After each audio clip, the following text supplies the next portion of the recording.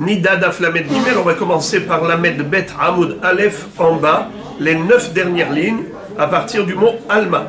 Alma, ki merabekra, batiom ehad merabe, veraminhu, Isha, enli ela Isha, tinoket, bat shalosh shanim v'yom ehad, lebi'a, minayin, Talmud Lomar, ve Isha. De quoi s'agit-il? Alors pour vous remettre dans le sujet, je vous rappelle qu'hier on avait appris que les Chachamim avaient institué, plutôt décrété, à l'encontre des Tzedokim, que leurs filles, à la naissance déjà, elles aient un statut de Nida. Comme si, le jour de leur naissance, elles avaient déjà eu un écoulement de sang vaginal, de sang utérin. Comme si elles avaient eu des règles le jour de leur naissance. Et c'était très étonnant, choquant. Pourquoi considérer qu'une petite fille koutite ait un statut de Nida? Alors, on avait expliqué longuement, et je le résume très rapidement pour ceux qui n'étaient pas là hier, que les Koutim, c'était des goïms à l'origine. Ils se sont convertis au judaïsme, entre guillemets, malgré eux. Pourquoi et comment? Eux, ils habitaient le pays de Kouta. C'était un pays de Chutz La'aretz. Mais l'empereur assyrien, le roi de Achour, qui s'appelait Sanheriv, avait exilé les Bnei Israël de Shomron, de Samarie. Il les a installés en Kouta, et les Koutim, il les a installés en Samarie, à Shomron. Donc les Goïm ont pris la place des Juifs, installés par l'empereur assyrien Sanheriv, ou un deuxième nom qu'il avait, Shalman Esser. Il avait d'ailleurs 8 noms. À part Sanheriv, il avait encore 8 noms, que la Gemara cite dans Masechet Sanhedrin. Donc, ces goïms-là continuaient à faire Avodah Zara. Mais à un moment donné, Akadosh Baruch Hu n'a pas toléré cette Avodah Zara. Il leur a envoyé des lions, les agresser, les dévorer. Ils ont pris peur, ils ont compris que le Dieu d'Israël était en colère contre eux. Ils ont arrêté de faire Avodah Zara et ils se sont convertis au judaïsme. Mais chasse la nature, elle revient au galop. Plus tard, on a trouvé chez eux, sur le mont Gerizim, une forme de colombe, une statue en forme de colombe qu'ils servaient comme idole, qu'ils adoraient.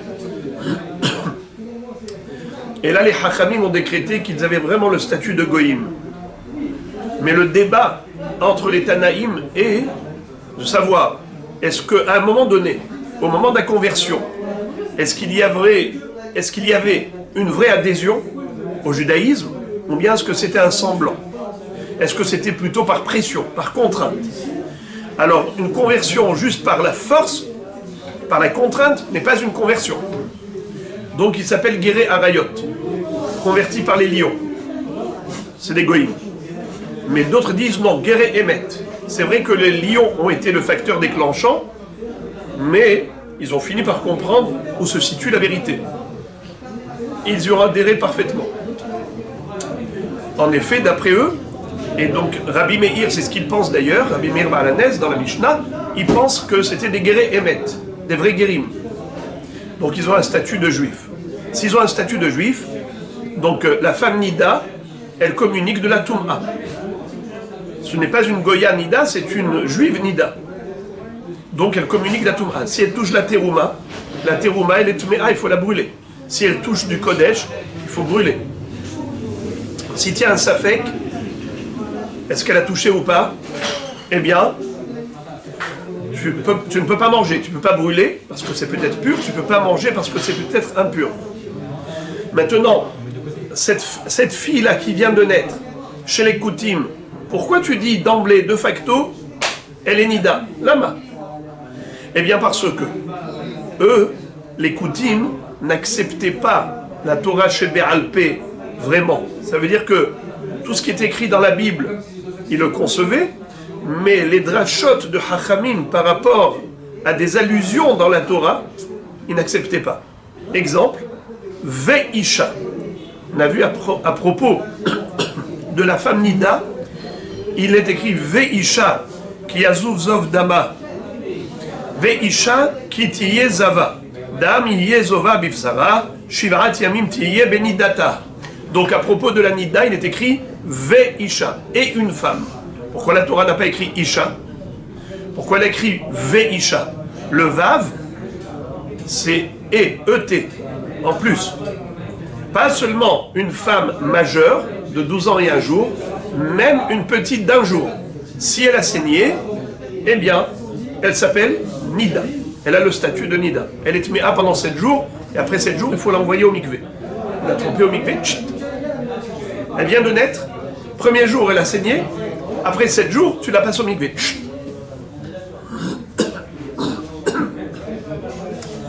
Les Koutim n'acceptaient pas ça. Pour eux, c'était n'importe quoi. Alors, si ils avaient une fille comme ça qui avait saigné, ils n'allaient pas la considérer Nida. Ils n'allaient pas la considérer comme source d'impureté. Et ils n'allaient pas se méfier par rapport à la terouma. Ils pouvaient mettre en contact des aliments, par exemple des fruits desquels on va prélever la terouma, les mettre au contact de cette petite. Même si ce n'est pas directement. La petite, elle a touché sa mère, la mère a touché les fruits. Eh bien, la terouma prélevée de ces fruits en Eretz Israël, tamé, le Kohen ne peut pas manger.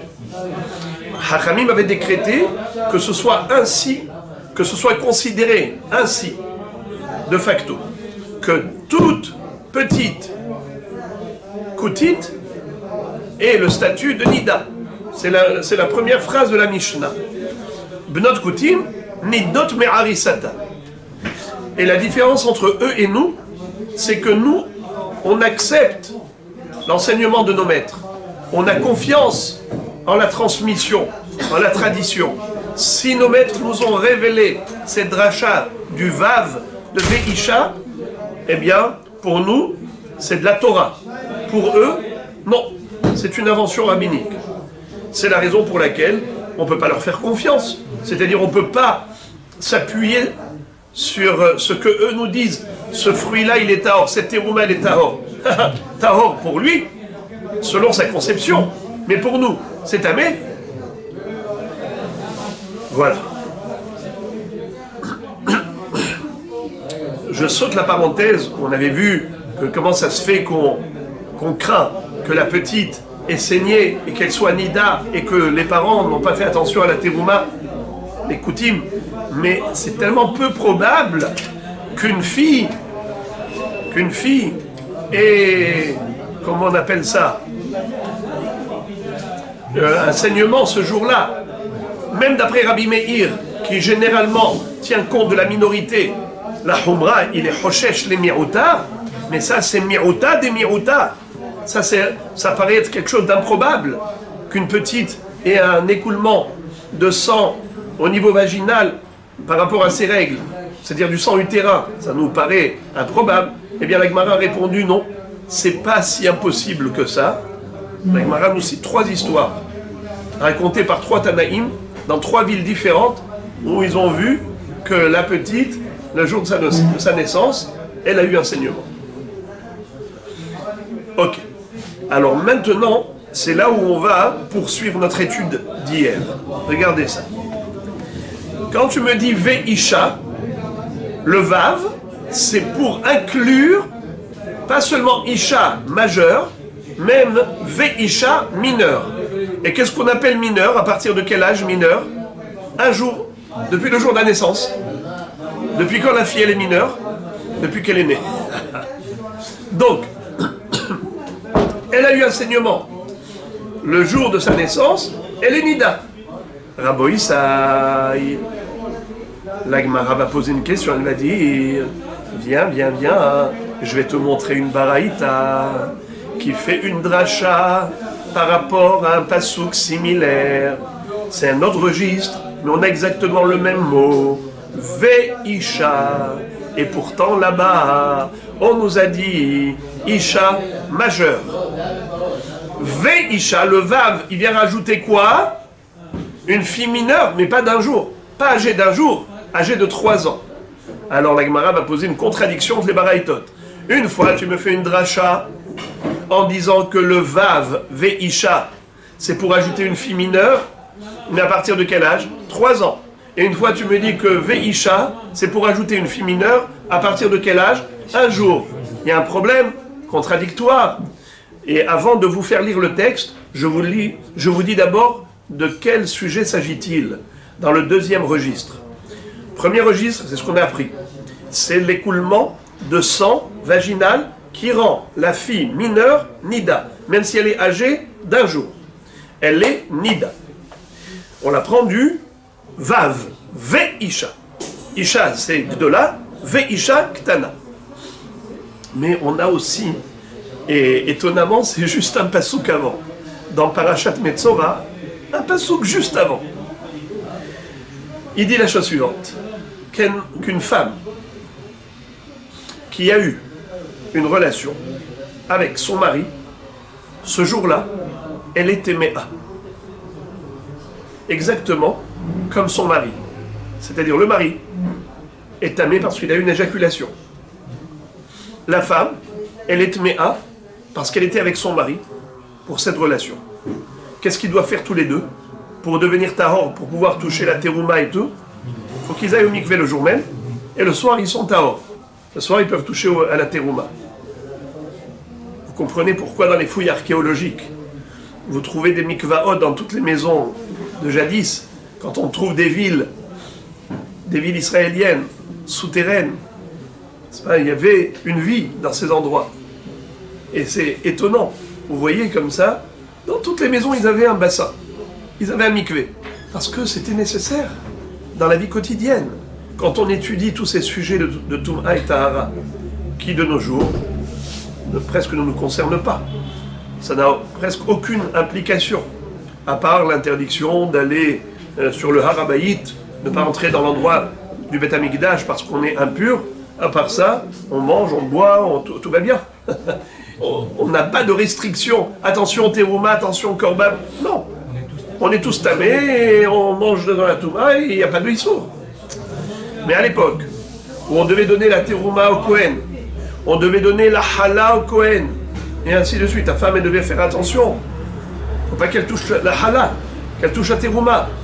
Si elle est tméa, et elle peut tméa parce qu'elle est nida, elle peut tméa aussi parce qu'elle a une relation avec son mari.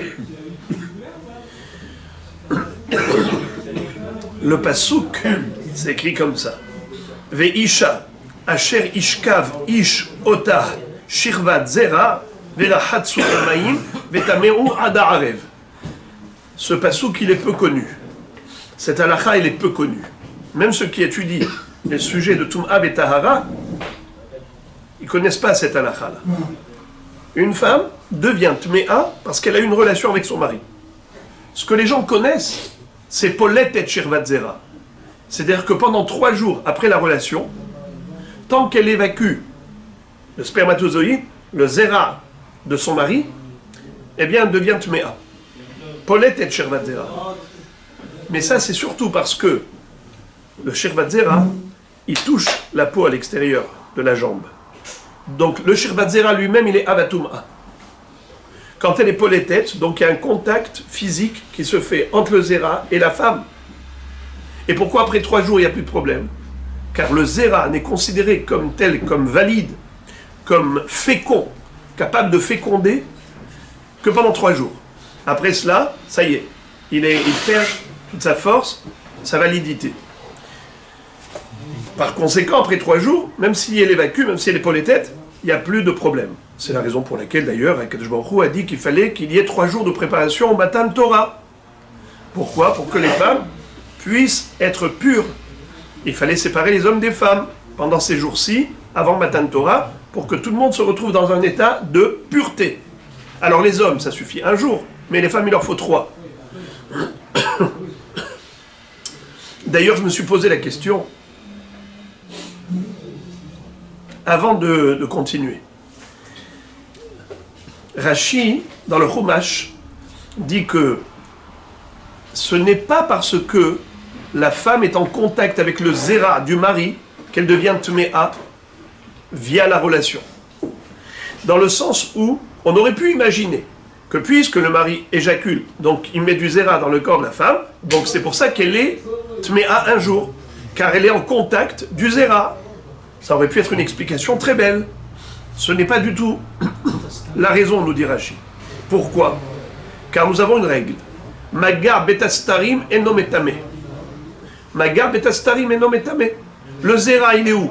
Il est dans le vagin, c'est à l'intérieur. Donc, ça ne peut pas être une raison de Toum'a de la femme.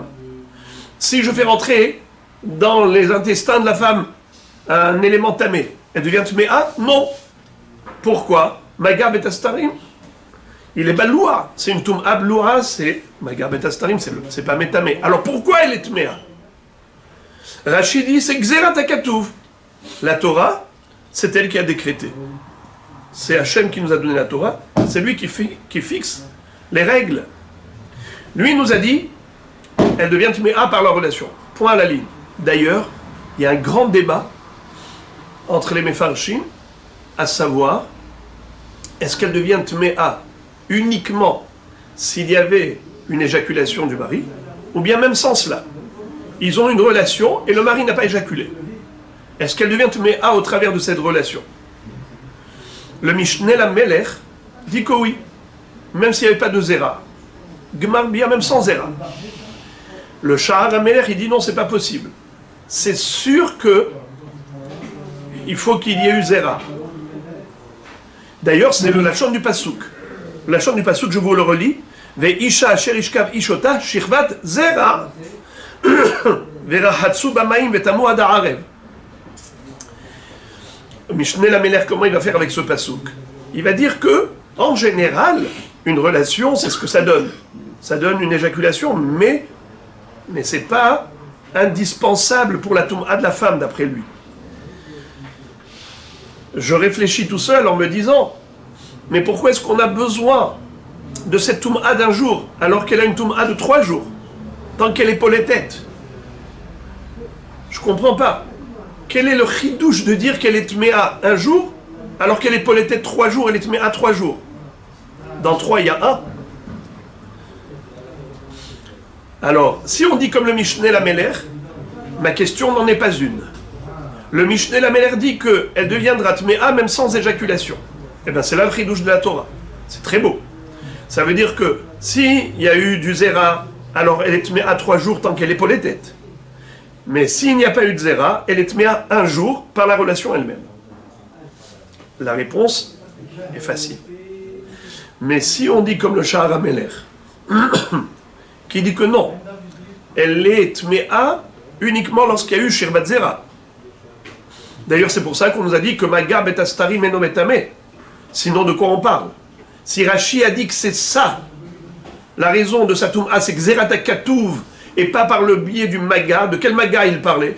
Le Maga du Zera, avec la femme. Donc forcément, il y a du Zera. Seulement, comme c'est à l'intérieur du vagin, c'est dans un endroit caché, ce contact n'est pas métamé. C'est Betastari. Alors, ma question revient à la case départ. Pourquoi est-ce qu'on a besoin de nous enseigner qu'elle est Tméa 1 jour, mais de toute façon, elle va être Tméa 3 jours tant qu'elle va évacuer le Zera? La réponse que je me suis donnée, c'est que une femme peut évacuer son Zera en 1 minute. Elle fait ce qu'on appelle un bain de siège. Elle rentre dans la baignoire et elle se lave. Et elle nettoie le vagin. Et de ce fait, au travers de ce lavage vaginal, elle évacue en 1 minute tout le Zera du mari. Donc elle ne sera plus polétette Shirvat Zera. Elle ne sera plus polétette Shirvat Zera. Et c'est là le chidouche de la Torah. Le chidouche de la Torah, c'est de dire que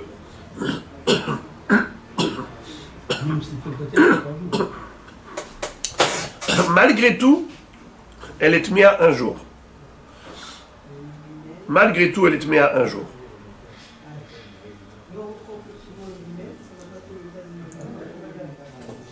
Par le biais de la relation. Mais en vous parlant, je suis en train de réaliser que c'est pas tout à fait juste, c'est pas tout à fait exact, parce qu'au moment où elle fait ce bain de siège, elle fait sortir le Zera à l'extérieur, et donc il va y avoir contact. D'accord? Alors, on peut imaginer que elle peut, par exemple, protéger sa partie externe du corps, pour pas qu'il y ait contact. Pour pas qu'il y ait contact entre le Zera de l'intérieur et l'extérieur. Si c'était le cas, imaginons des cas théoriques, eh bien malgré tout elle sera tméa, parce que la Torah a dit, la femme a une relation avec son mari, par le biais de cette relation, elle devient tméa un jour. Mais sinon, si elle n'a pas fait ce fameux bain de siège, elle laisse le zéra s'évacuer tout seul, elle sera tméa 3 jours, par le contact avec le zéra, puisque le zéra va toucher ses jambes, qui la rendra tamée, puisque le zéra a un statut de Hav à Touma. Voilà, Rabotai, je ferme la parenthèse. C'était juste une réflexion que je voulais partager. Maintenant, revenons à l'essentiel. La Gemara pose une contradiction entre le Vav de Veisha et le Vav de Veisha. On a 2 psukim qui se suivent en plus. L'un parle de la Zava, la Ziva, et l'autre parle de... Pardon. L'une parle de Nida, excusez-moi. Un passouk parle de Nida, et l'autre passouk parle de la femme qui a une relation avec son mari, qu'elle est tméa un jour. Lisez s'il vous plaît ces 2 psukim que vous avez sur la colonne. Je ne sais pas si chez vous c'est colonne droite ou gauche. Chez moi c'est à droite. 2 psukim qui se suivent. Chez vous c'est où? Vous avez qu'un seul? Alors moi j'ai la chance, j'ai les 2 psukim devant moi. Je vous les lis les 2 psukim. Veisha ki tiye zavad dam ihiye zova bibsara shiv'at yamim tiye benidata. V'chol hanogea ba itma ad ha'arev. Ça c'est un pasouk. D'accord? Juste avant, il y avait écrit Veisha asher ishkav ishota shirvat zara verahatsu bamaim vetameu ad ha'arev. Voyez-vous? Les 2 psukim commencent par le même mot. Veisha. Alors, écoutez la dracha de Hachamim dans la Braïta. Veisha, à propos de la femme qui a une relation avec son mari, eh bien on nous dit, le Vav, qu'est-ce qu'il vient faire? Il vient te dire que pas seulement Isha qui est majeure, qui a 12 ans et un jour, mais même Veisha, une fille qui est mineure, qui n'a que 3 ans, eh bien, si elle a une relation avec son mari, le zéra, pardon, la relation qu'elle a eue, la relation intime qu'elle a eue avec son mari, eh bien la rend impure un jour. Comme une majeure. C'est le passouk d'après, Veisha, de quoi il parle? Il parle de Nida. Pourquoi il écrit Vav, Veisha? Pourquoi tu ne commences pas par Isha tout simplement? Parce que Isha c'est majeur, Veisha c'est mineur. À partir de quand une femme peut devenir Nida? Par l'écoulement de sang? Eh bien, depuis le premier jour de sa naissance. Même le jour de sa naissance. Alors la Gemara dit contradiction. Une fois tu as inclus la mineure depuis le premier jour de sa naissance. Et une fois tu as inclus la mineure depuis l'âge de 3 ans. C'est ou depuis le premier jour, ou depuis 3 ans. Pourquoi une fois comme ci, une fois comme ça? Et si vous allez me dire parce que avant 3 ans, c'est pas considéré comme une bi'a, parce qu'en effet, on ne considère comme relation la bi'a, parce que la virginité, par exemple, on sait qu'elle, même si une fille a perdu sa virginité, elle revient. Ce qu'elle a perdu avant 3 ans, ça peut revenir après 3 ans. Alors vous allez me dire, voilà, c'est ça la limite. C'est peut-être ça. C'est pas une réponse. Parce qu'elle pourrait avoir une relation pas uniquement vaginale, elle peut avoir même anale. Et malgré tout, on ne fait pas du tout de différence. Tu dis 3 ans, pas avant. Alors la question d'Agmara, et d'où ça sort cette histoire de 3 ans? Si tu me dis 3 ans dans ce pasouk, eh bien dis-moi 3 ans dans ce pasouk. Si tu me dis premier jour depuis sa naissance dans ce pasouk, eh bien tu l'appliques aussi à ce pasouk. La réponse de la Gemara, Amarava, ilchetaninu ve'asmechinu rabanan akrae. Qu'est-ce que ça veut dire? En réalité, c'est quelque chose d'extraordinaire que nous révèle la Gemara, c'est que l'une de ces 2 halachot, ce n'est pas le pasouk qui est révélateur, c'est halacha le Moshe Misinaï. L'histoire des 3 ans, ce n'est pas du tout le pasouk qui nous l'a révélé, parce que dans le pasouk, il n'y a rien écrit. Puisque le pasouk ne dit rien, Alors on ne peut pas dire que le Passouk nous a dit 3 ans. D'où tu sors les 3 ans? 3 ans, c'est Halacha, les Moshe, Misinaï. Moshe Rabbeinu nous a dit que la relation avec une fille ne peut être considérée comme telle, comme une vraie bi'a, qu'à partir de 3 ans. Avant 3 ans, c'est comme un doigt dans l'œil. C'est-à-dire, c'est pas du tout considéré comme une relation intime. C'est pas une relation intime. Une relation intime, ce n'est qu'à partir de 3 ans. Ça, c'est la Moshe Missina. Et par conséquent, lorsque la Torah te dit qu'une femme, même petite, si elle a une relation avec son mari, elle devient tméa par le biais de la relation, elle est tméa un jour, c'est à partir de quand? 3 ans. Très bien. Alors, pourquoi est-ce qu'on a écrit Veisha? Ça fait allusion à 3 ans. C'est pas vrai, c'est pas du Vav. C'est Halacha le Moshe Misinaï. Réponse, Asmarta. C'est quoi Asmarta? Très souvent, les Hachamim aiment trouver dans la Torah des allusions.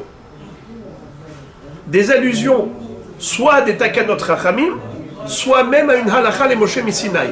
C'est très beau ça. La Halacha le Moshe Misinaï, c'est l'origine de la Halacha X ou Y. Ça a été Be'alpe. Ça ne se dégage pas du Passouk. Mais une fois qu'on a la Halacha le Moshe Misinaï qui nous dit qu'à partir de 3 ans, une fille, s'il a une relation avec un homme, elle devient tméa à ce jour-là. Je cherche une allusion à cela dans la Torah, c'est le Vav. Ve'isha, asher ishkav ishota shirvat zera, verahatsu bamaim vetameu ad haarev. Le Vav. Isha majeur, Ve'isha mineur. Mineur à partir de quel âge? 3 ans. D'où tu sais 3 ans? C'est pas du Passouk. C'est Halacha le Moshe Misinaï. Alors, pourquoi tu as cité le Passouk? Asmarta. C'est quoi Asmarta? Juste pour s'appuyer sur une allusion du Passouk. Alors maintenant, les amis, regardez.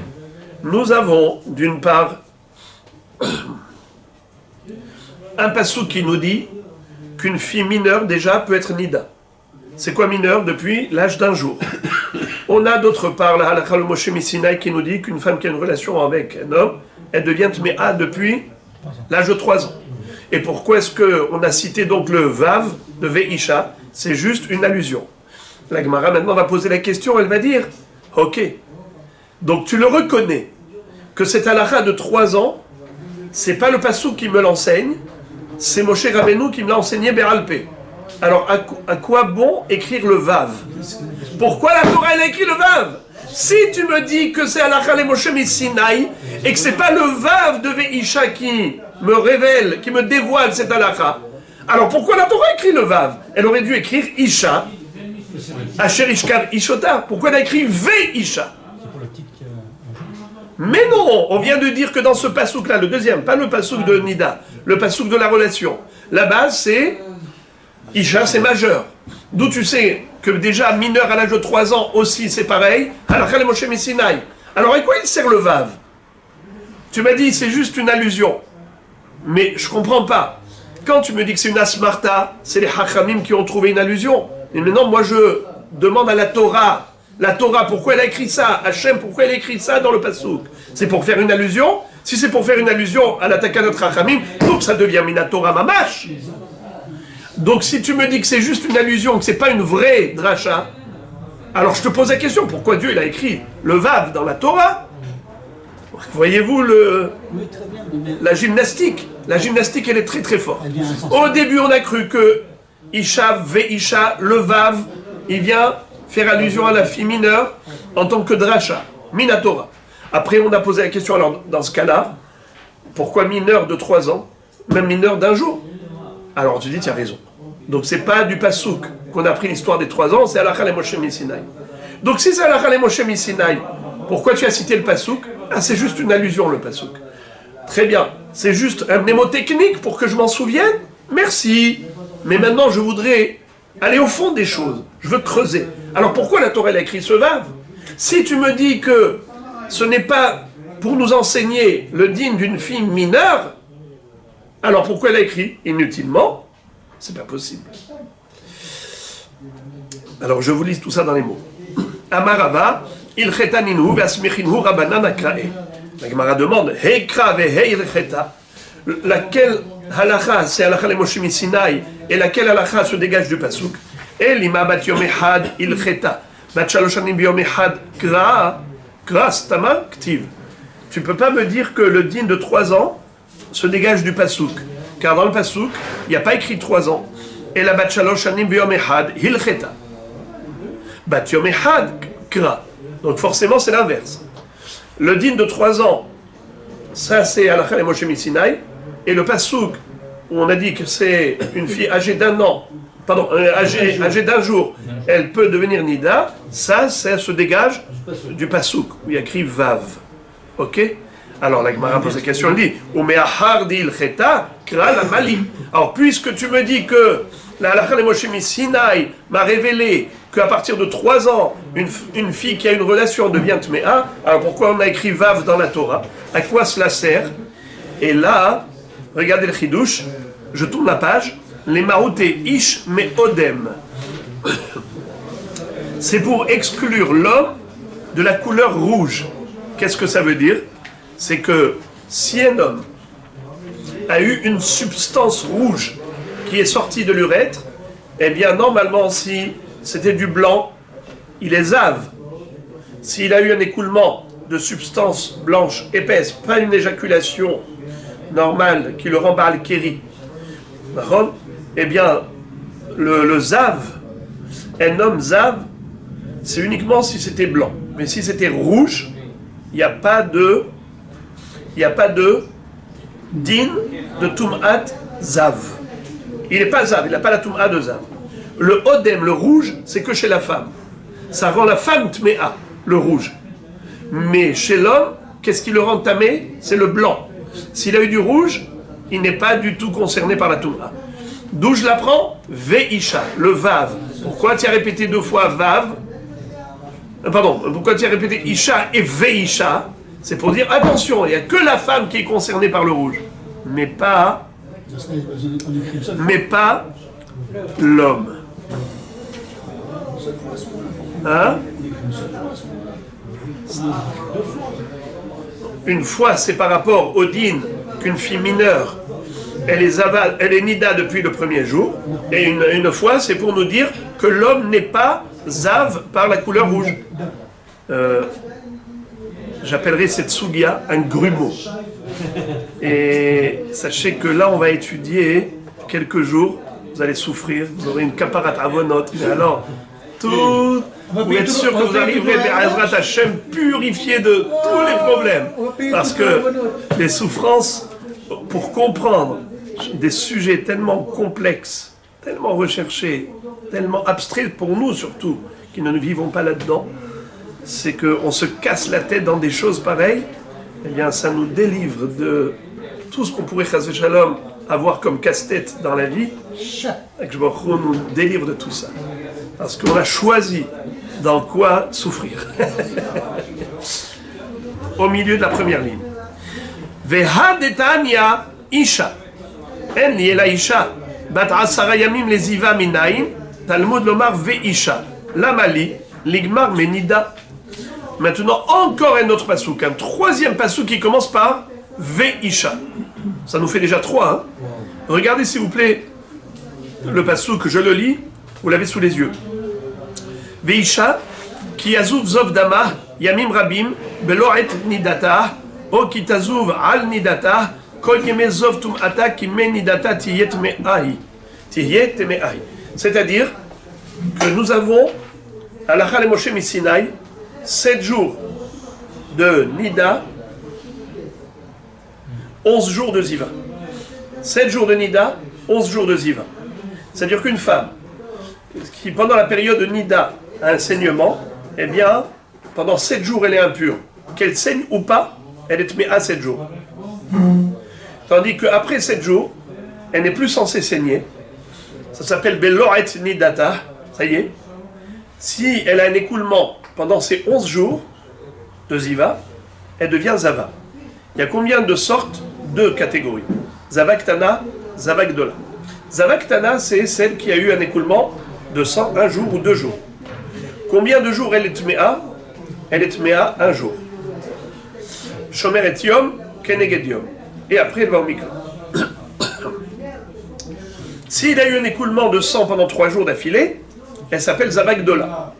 N'est-ce pas, pendant ces 11 jours. Et là, elle doit respecter et observer 7 jours propres. Shiv'a Nekiyim. Et après 7 jours propres, elle va au mikvé.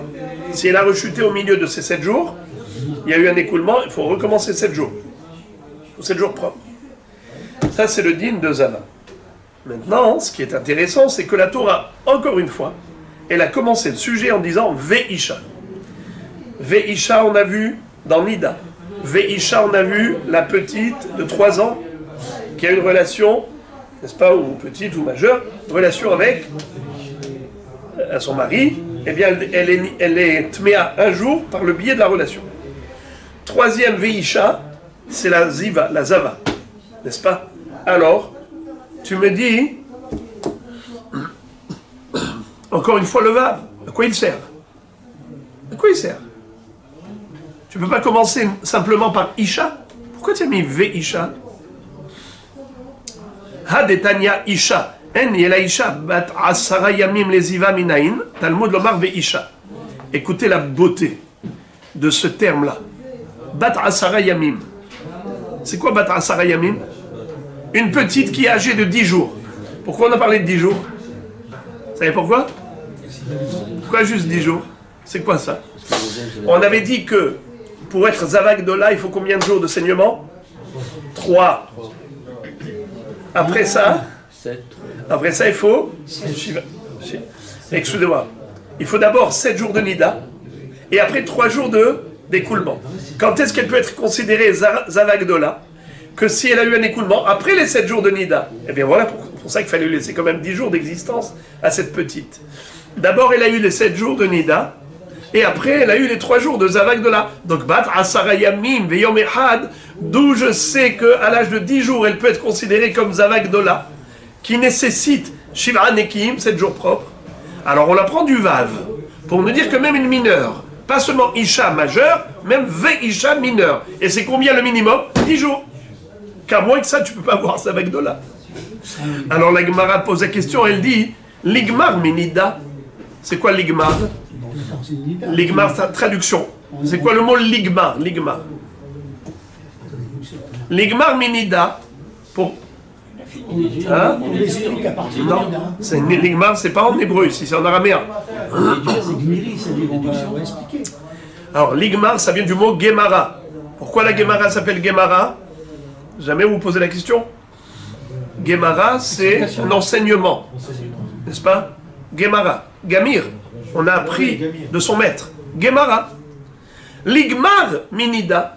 Pourquoi est-ce que tu n'apprends pas le din de Zava du din de Nida? Si tu me dis qu'une fille mineure peut être Nida le premier jour de sa naissance, donc je comprends qu'une fille Zava peut être Zava le 10e jour depuis sa naissance. Pourquoi? Pourquoi est-ce que j'aurais pu le déduire? Comment je le sais? Écoutez la beauté de Rashi. Rashi dit comme ça, Ligmar Minida, Kevan de Batiom Ehad Metame Benida, Bat Asara Yamim Nami Metama Beziva, de Enziva Blonida, chez Enaïl Ale Harnidut. Comment tu peux avoir la Zava? Que si elle est Nida d'abord. D'accord? La Zava, ça arrive après Nida. Donc si tu lui as donné le statut de Nida, à l'âge de 1 jour, donc elle va terminer la Nida. Après, elle va passer à la Ziva. Donc, ça va de soi. Ça va de soi. Pourquoi est-ce que tu avais besoin d'écrire le Vav à propos de Zava? Écoutez la beauté de la réponse. Tzricha, il était nécessaire. Dei katabrahamana ben Nida. Car si la Torah avait écrit le Vav que par rapport à la Nida, Hava Amina, j'aurais pu dire Nida, Mishum dechi Hazai Hadioma, Ba'ya lemetav Zain, Aval Zavadi Hazai Hadioma, Meshomeret Yom Keneged Yom Sagila. imalo tzricha. Si la Torah avait enseigné le din de Nida pour une fille mineure âgée d'un jour, je n'aurais pas pu forcément, ce n'est pas sûr que j'aurais pu déduire le din de Ziva. Pourquoi? Parce que j'aurais dit, qu'est-ce qui est plus hamour, Nida ou Zava? Nida, parce que Nida c'est 7 jours. Zava Ktana c'est combien de jours? Un jour. Alors j'aurais dit, quand est-ce que la Torah a innové ce concept de dire que même une mineure c'est comme une majeure et elle a le même statut que la majeure? C'est Dafka par rapport à Nida, parce que Nida c'est grave. Nida c'est 7 jours. Tandis que Zava, il existe 2 sortes. Il y a Zava Gdola, mais il y a aussi Zava Ktana. Et dans Zava Ktana, combien de temps il est Tméa? Un seul jour. Alors je n'aurais pas pu comparer ce qui est Kal à ce qui est Hamour. J'aurais dit, la Torah elle est Mahmira par rapport à la mineure. Elle a le même statut que la fille majeure. C'est uniquement par rapport au din de Nida qui est Hamour. Mais par rapport au din de Zava qui est plus Kal, la preuve c'est que c'est un seul jour de Touma. Peut-être que c'est incomparable. Tu ne peux pas donner à la mineure le statut de majeure. C'est pour cela qu'il fallait écrire le Vav. Aussi à propos de Zava, comme à propos de Nida, il a fallu écrire clairement dans la Torah le Vav. Dei katav Rahmana benida vamina nida mishum dechi hazai hadioma ba'yal mitav zain aval Zava dei hazai hadioma beshomeret yom keneged yom sagela imalo tzricha. La Gemara demande alors à l'envers. Velirtov Rahmana bezava veloba e benida ve'anayadana de enzava blonida. La Gemara dit maintenant, alors, le contraire. Écris-moi le din de mineur comme majeur à propos de Zava. Et je déduis tout seul Nida, parce que comment elle peut être Zava? Que si elle était d'abord Nida.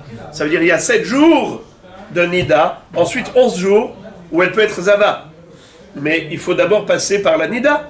Donc si tu me dis que une mineure âgée d'un jour, âgée de 10 jours, elle peut être Zava, donc forcément, c'est qu'à l'âge de 1 jour, elle était Nida. La Gemara dit, Inachinami, ta question, elle est nucléaire, atomique. Alors à quoi ça sert le pasouk, le vav? Ve'elakra la mali, les maote ishme odem. Waouh! C'est pour nous dire que ce pasouk, il vient pas pour la femme, il vient pour l'homme. Pour te dire que c'est seulement la femme qui devient tméa en ayant 1 ou 2 ou 3 jours de saignement, qui va la rendre soit zavaktana, soit zavakdola. Mais l'homme ne devient pas tamé avec une couleur rouge, mais odem. Alors la Gemara pose la question, elle dit, mais tu me l'as déjà dit ça. Pour ceux qui s'en souviennent, il n'y a pas très longtemps, il y a juste quelques minutes, on a déjà vu ça. À propos de la Nida, à propos de la Zava. Tu me répètes exactement la même chose.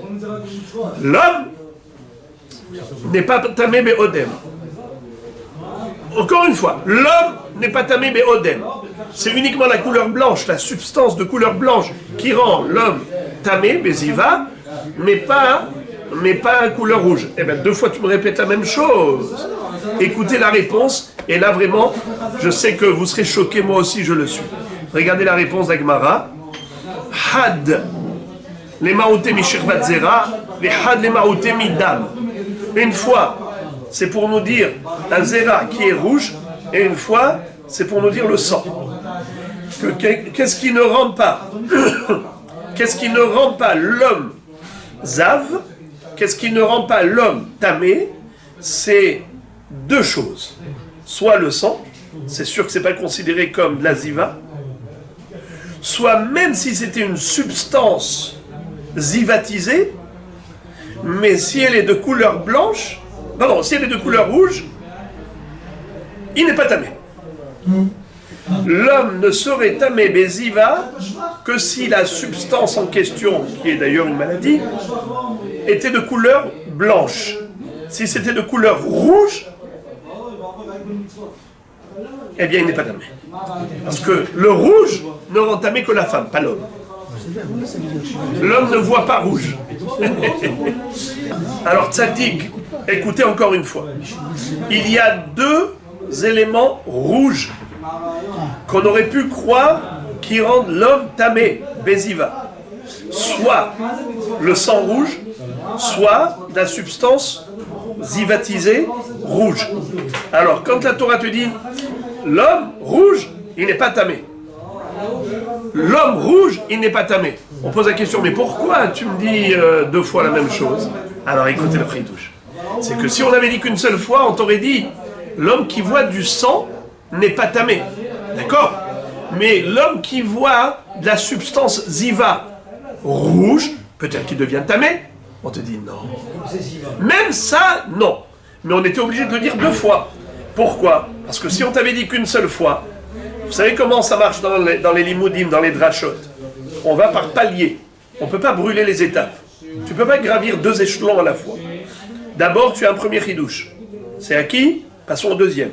Tu ne peux pas avoir chidouche numéro 10. Il faut d'abord avoir le 1, après le 2. Donc d'abord, tu exclus le sang. Tu dis, ça rend pas tamé. Mais quel est le din d'une substance rouge? Tu aurais dit, oui, bien sûr, il devient tamé. Parce que c'est pas du sang. Il te dit, non! Même ça ne le rend pas tamé. Voilà pourquoi il écrit deux fois, Velo ishme odem, Velo ishme odem. Parce qu'il y a un mélange de sang, non? Je ne sais pas comment ça devient rouge. C'est pour ça que je vous ai dit. Je ne saurais pas vous expliquer comment, au niveau biologique, comment est-ce que ça fonctionne d'avoir une substance, d'un écoulement qu'on appelle ziva, d'un homme malade, qui a une substance comme ça farineuse. Ce n'est pas une éjaculation d'un spermatozoïde, pas du tout. C'est quelque chose qui sort de l'urètre, mais qui est plutôt une maladie, et qui le rend tamé. Eh bien ça, si c'est rouge, et pourquoi c'est rouge, je ne sais pas. Parce que justement, c'est pour ça que je me pose la question, est-ce que c'est pas rouge par un mélange de sang, ou bien est-ce que c'est rouge par l'écoulement lui-même? Je ne sais pas. En tout cas, c'est ça ce qu'on nous enseigne. Il y a le sang, et il y a la ziva rouge. Et les deux ne rendent pas l'homme tamé. Pour ne pas vous laisser sur quelque chose de ardu comme ça, je vais vous rajouter juste encore 2 minutes. Vechen yenyan zecharim, detanya ish ish, ma talmud lomar ish ish, les rabot inot ben yom echad, sheou metame beziva, des vrais Rabbi Yehuda. Figurez-vous que exactement la même chose, comme pour une fille mineure, pour un garçon mineur. Depuis l'âge de 1 jour, s'il a eu de la ziva, cette substance maladive qui sort de l'urètre, eh bien il devient tamé. Rabbi Shmael beno chez Rabbi Yochanan Broka Omer en tsarich. D'où Rabbi Yehuda l'a déduit, parce qu'il a écrit 2 fois le mot ish. Ish, ish. Pourquoi la Torah écrit 2 fois le mot ish?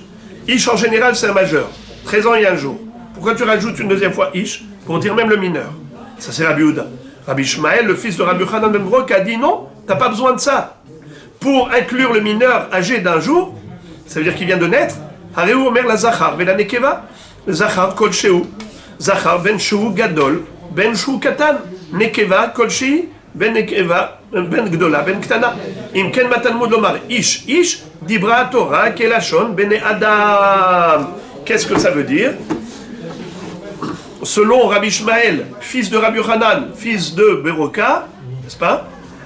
Eh bien, lui il dit que on n'avait pas besoin de ish pour inclure le mineur. Ça on l'avait déduit tout seul, puisque c'est écrit la Zachar. Vela Nekeva, Zachar, mâle. Nekeva, femelle. Quel âge? Il n'y a pas écrit. Donc à partir du 1er jour, à partir de la première seconde de leur existence. Alors pourquoi il y a écrit ish? Dibra Torah kelashon bene Adam. La Torah s'exprime comme les hommes. La Torah a été donnée aux hommes, elle parle aux hommes comme les hommes parlent. La Torah parle aux hommes comme les hommes parlent. C'est-à-dire, on a l'habitude de se répéter parfois, on est tout homme, ish, toute personne et personne qui va venir vers Ezrat Hashem ce dimanche à la sortie, eh bien, est invité cordialement.